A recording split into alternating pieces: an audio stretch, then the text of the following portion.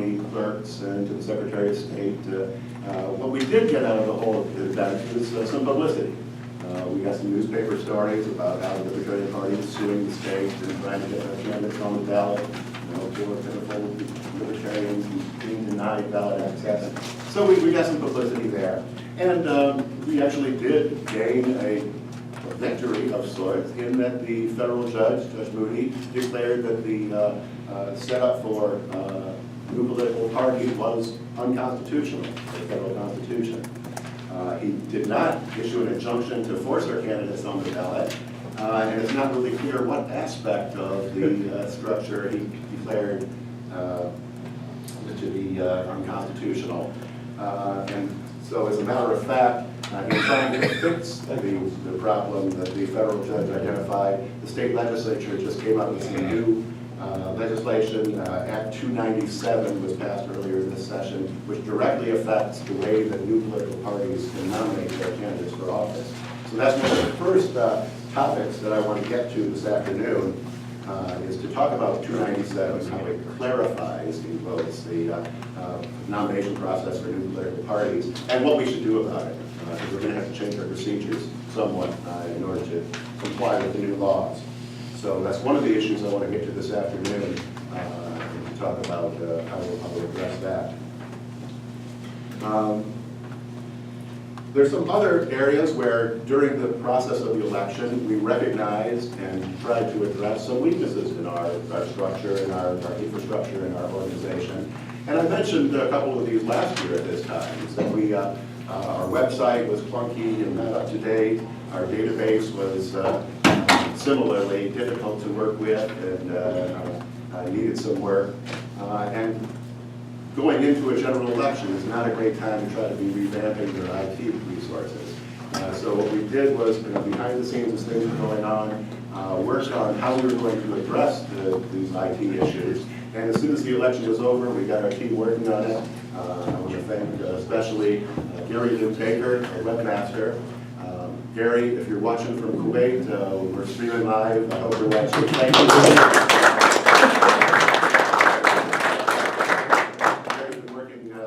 Halfway around the world to come up with a new website for us and a database fix that's still in progress. So we're still a little bit behind the eight ball on keeping track of all our membership and things like that. But things are coming right along. And one of the problems that we've had there is in setting up a new database, our system of membership, who's a member, what kind of member, what the privileges and benefits that give is just so complicated and cumbersome that it's creating problems for just coding all this information into our database. So that's really this topic number 2 that we want to get to today when we get to the issues this afternoon is how should we think about membership in the Libertarian Party of Arkansas? This is time to revamp our thinking about who's a member and what the conditions are. So I'll try to lead a discussion on that. Oh, and also I want to mention, we also had tremendous help. Gary didn't do it all alone. I wasn't able to help. That's all beyond me. But Andy Burns, the affiliate support coordinator from the National Committee, the staff member there, did just a terrific job helping us put our website together. He exploited economies of scale. I think he was working on websites for several states all at the same time.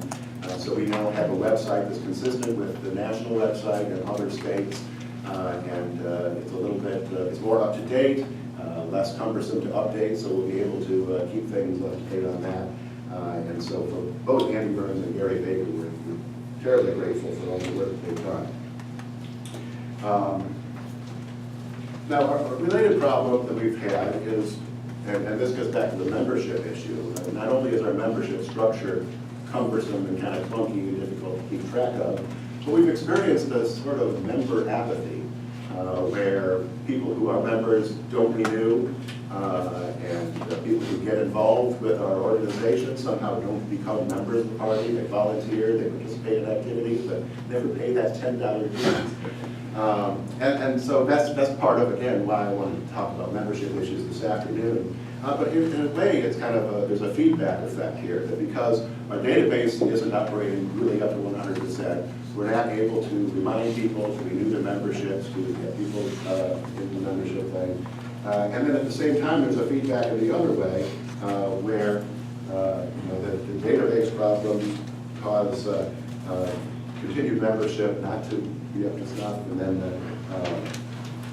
the problems with the coding and the members in the database means that we don't keep good track of the members. So this is all things that we're still working on fixing. I don't think it's I never think it's a good idea to get together at a meeting like this, an annual meeting of an organization, without looking at the fact that sometimes babies aren't pretty, sometimes there are ugly babies that we have to recognize. And I think our IT is something where we recognize some problems, we're working on fixing them, and I'm very confident that by the time we get geared up for this next electoral cycle, we're going to be running on all cylinders on that.